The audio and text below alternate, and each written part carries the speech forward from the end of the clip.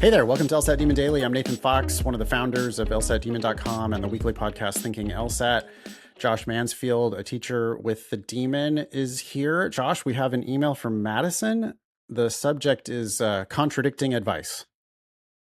I'm currently a junior biology student with an expected graduation date of May 2027.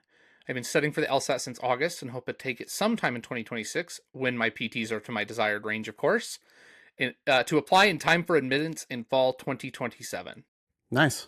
I hopped on a call with one of my school's pre-law advisors who suggested everything but what you guys preach. For example, going to certain commercial companies and studying for my LSAT as if it were a full-time job. Yeah. I'm going to stay the course with everything you guys preach, but given that advice was from a professional, it's difficult not to feel like I'm doing something wrong or could be doing something more. Any and all reassurance is welcome. Thanks a ton, Maddie. I mean, no disrespect to your school's pre-law advisor. I'm sure that they're doing the best they can, but they often have very limited information. There's a wide range of quality of pre-law advising, and a lot of times it's just like, oh yeah, that's one of their 7 jobs that they have on campus. Mostly they're a philosophy professor, but also they happen to do pre-law advising. We do nothing but LSAT and law school admissions. I've been doing nothing but LSAT and law school admissions since 2007. I'm also a law school graduate, 2011. And, I've had hundreds, thousands, tens of thousands of students kill the LSAT and go to law school and pay nothing for it.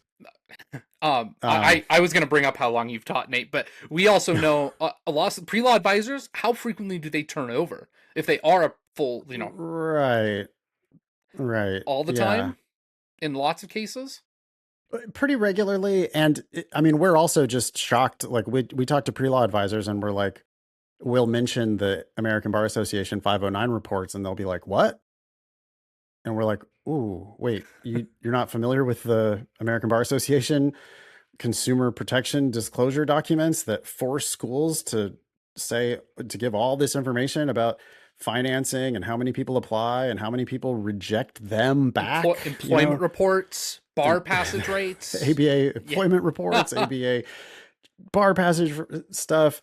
Not only that, but just to address the actual thing here, study for the LSAT as if it were a full-time job. No way. It's so much better to study advice. Like drip away at it over time. I just know that the results are much better. Yes, it is true that certain commercial companies, the real big legacy companies, Kaplan and Princeton, namely, they tend to teach classes that are like, okay, 10 or 12 weeks focused on a particular test. You can come in a total novice, and then we still want you to take this particular test on this particular date. Already it's a fail. Already that's just like horrible advice that you're even structuring your business that way, because many people take months and months or years to appropriately prepare for the exam.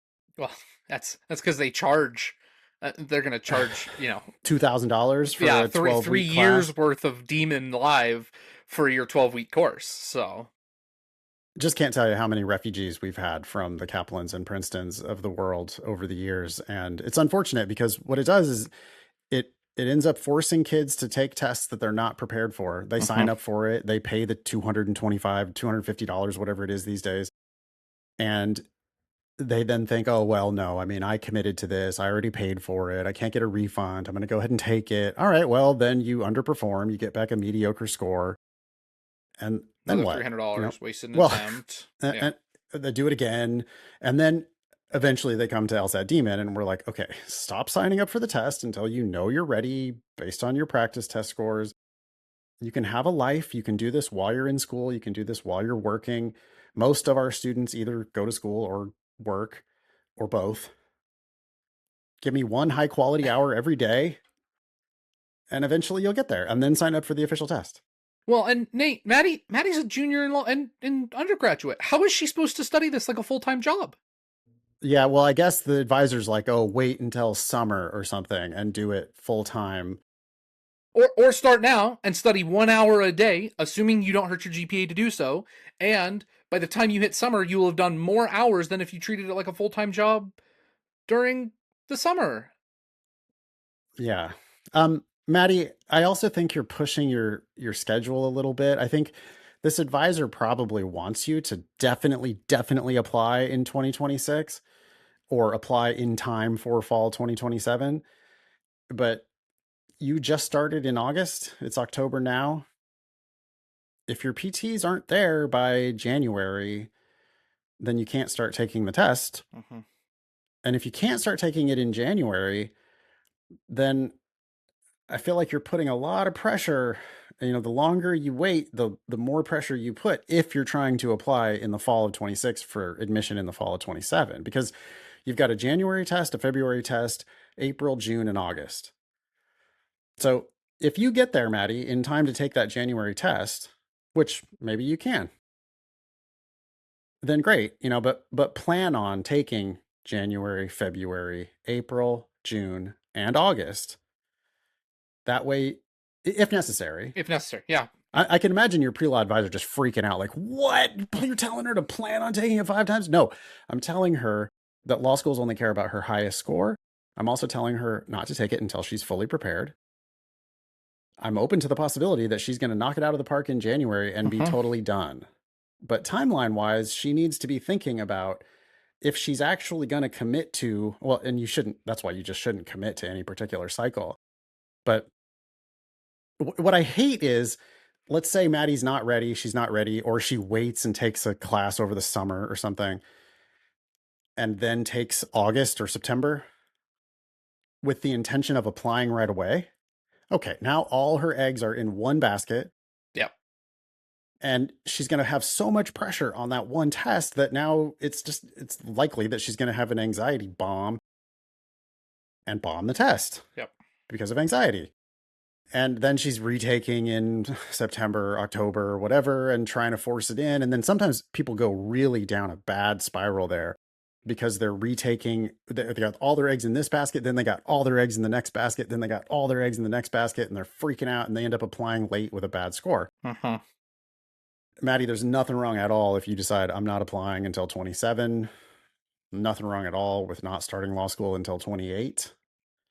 29, 30. 29, 30, who cares? Like, there's no reason ever to rush into this stuff.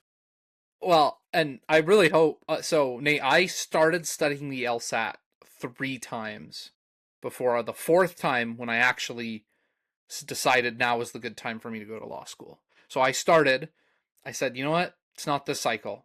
I have things in my life, I have job, whatever. I decided I wasn't ready. So I just postponed it. And then about a year later or 6 months later, I'd pick it back up again and I'd start studying again. And I'm like, you know what? This just isn't it yet. And I'd step away. And that's fine. It's fine and it's okay. And I'm going to law school 5 years after my undergraduate, and that's fine. I actually think I'm better off for it. I also studied the LSAT when I was working a full time Yeah, job, a part time job, and had a newborn. Like yep, you only need 1 hour a day. All you totally. need.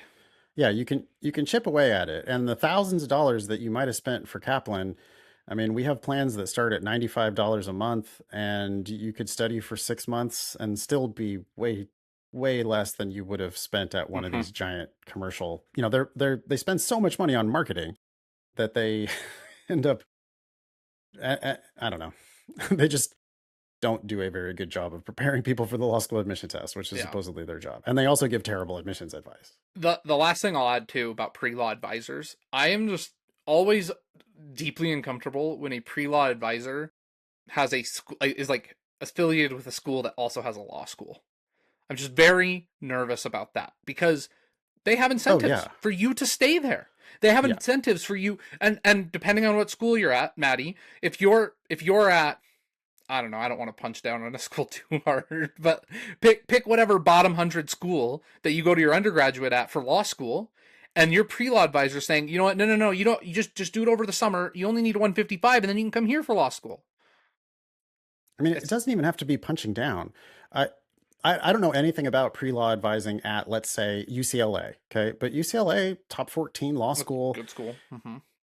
But if you're talking to a UCLA pre-law advisor who has ties to UCLA law, I I'm just wondering what their incentives are and Hmm. if they have motivations that are like, hey, I get props if I send more applicants to UCLA Law right now, this cycle, if I push them in that direction.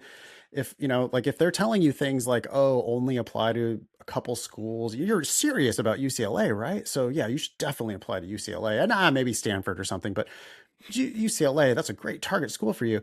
If they're telling you that, I seriously question whether their incentives are really aligned with yours, because that's not how you get your best price for law school. You get your best price for law school by applying broadly with your best LSAT.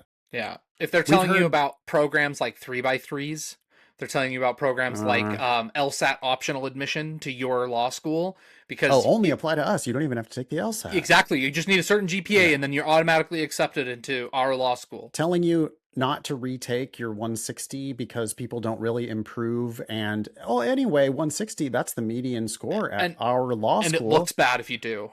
And it looks, yeah, we raise an eyebrow if you retake Better it. write an addendum. Right. All those kinds of things are just, we don't think that they're true in real life. And we do think that they might have motivations, even if it's, it doesn't have to be like nefarious. It could just be they're chummy with the law schools. That's what the law school tells them. And that's what they think is right. I mean, a professor who went to UCLA Law is going to tell their students, it's a great law school. I loved it here. Yeah. You should come here. And again, like you said, Nate, that's not nefarious, but is it in your best interest? And that, Maddie, it's pre-law advisors have wide range of quality. All these things that we're saying is doubly true of dean of admissions. Yeah. If you hear anything from admissions departments, I mean, those are sales departments.